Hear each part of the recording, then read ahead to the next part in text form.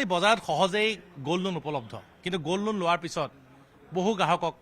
যেতিয়া gold loan পৰিশোধ কৰে ঋণ পৰিশোধ কৰাৰ পিছত বহু গ্ৰাহকক প্ৰবঞ্চনা কৰাৰ অভিযোগ সততে উত্থাপিত হৈ আহিছে আমাৰ লগত এগৰাকী ব্যক্তি আছে নগাঁৱৰ ইনামুল হক মই দেখুৱাইছোঁ তেখেতে নগাঁৱৰ IIFL গোল্ড লোনৰ পৰা গোল্ড ফাইনেন্সৰ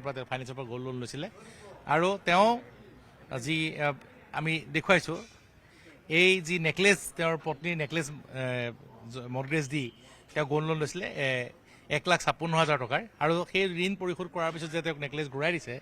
ইয়াৰ পৰা সোণৰ কিছু অংশ কাটি ৰাখিছে বুলি তেওঁ অভিযোগ উত্থাপিত কৰিছে আৰু সেই যি প্ৰথম যি ফটো মাৰি ৰাখিছিলে যি ফটো দৃশ্যাংশ আছিলে তাত কিন্তু ইয়াত থকা বহু অংশ তাত নাইকিয়া এটা বৰ ভয়ংকৰ অভিযোগ মই ইনামুল হক আছে মই আপোনাৰ পৰা চেষ্টা কৰিম আপুনি কেতিয়া লৈছিলে গোল্ড মই 2025 চনৰ 31 ডিচেম্বৰত লৈছিলোঁ হয় মই 3টা অৰ্নামেণ্ট দিছিলোঁ আৰু মোৰ 3টা লোন লোৱা আছিলে তাৰে এটা অৰ্নামেণ্ট ঠিকেই দিছে 2টা অৰ্নামেণ্টৰ পৰা কিছু অংশ কাটি ইয়াৰ পৰা ৰাখিছে তাৰপিছত মই সিহঁতৰ লগত যোগাযোগ কৰিছোঁ সিহঁতক অস্বীকাৰ কৰিছে আৰু মানে সিহঁতে কৈছে যে আপুনি যিটো ইলিগেশ্যন আনিছে তাৰ সেইটো কাৰণে আপোনাৰ কিবা পানিছমেণ্ট হ'ব পাৰে আপুনি মোক কেনেকৈ ভয় ভাবুকি কি দিছে আপোনালোকে আপুনি গোল্ড যেতিয়া ৱেইট কৰিছিলে এতিয়া ৱেইটৰ যে ডিফাৰেঞ্চ পাইছে নাই ডিফাৰেঞ্চ পাইছোঁ মই বিকানৰ পৰা লৈছিলোঁ তাতে গৈ জোখাইছোঁ এতিয়া মোৰ পৰা 190 মিলি মানে কমি গৈছে আছে আছে আছে দেখাই আছে মই যিখন ইয়াত নিশ্চয় আপোনালোকে এয়া গোল্ড প্ৰথম মৰ্গেজ দিয়া চাৰ্টিফিকেট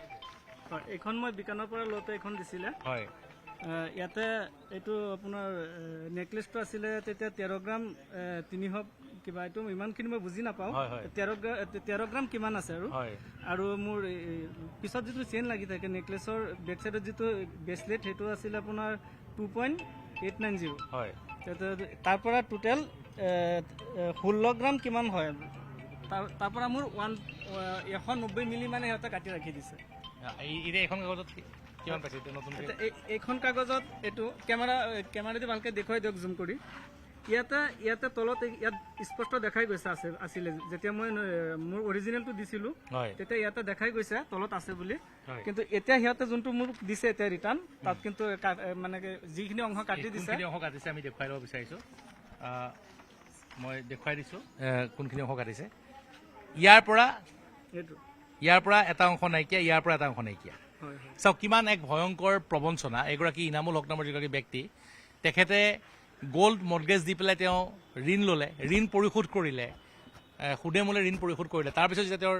সামগ্ৰী ঘূৰাই দিলে তেতিয়া তেওঁক এইদৰে প্ৰবঞ্চনা কৰা হৈছে আৰু ওলোটাই তেওঁক ভাবুকি দিয়া হৈছে যদি এই কথা বাহিৰত কয় তেতিয়াহ'লে তেওঁৰ বিৰুদ্ধে ব্যৱস্থা গ্ৰহণ কৰা হ'ব গতিকে এই ক্ষেত্ৰত যি জিলা প্ৰশাসন এই ক্ষেত্ৰত জিলা প্ৰশাসনে এনেধৰণৰ যি গোল্ড ফাইনেন্সসমূহ আছে যি ক্ষুদ্ৰ ফাইনেন্সসমূহ আছে সেইসমূহৰ বিৰুদ্ধে ব্যৱস্থা গ্ৰহণ কৰিবলৈ সেয়া বিচাৰিছে আৰু ইয়াৰ এইগৰাকী ব্যক্তি বৰ্তমান পুনৰ IIFL ওচৰত যাব কিন্তু যদি তাৰ পৰা কোনো সুদূৰতা নাপায় তেতিয়াহ'লে তেওঁক গোচৰ তৰিম বুলি তেওঁ জনাইছে আপুনি বিচৰা বাতৰি পাব কেৱল নিউজ 18 এপত নিউজ 18 এপ ডাউনলোড কৰিবলৈ স্কেন কৰক এই QR কোড গুগল প্লে ষ্টৰতো পাব এই নিউজ 18 এপ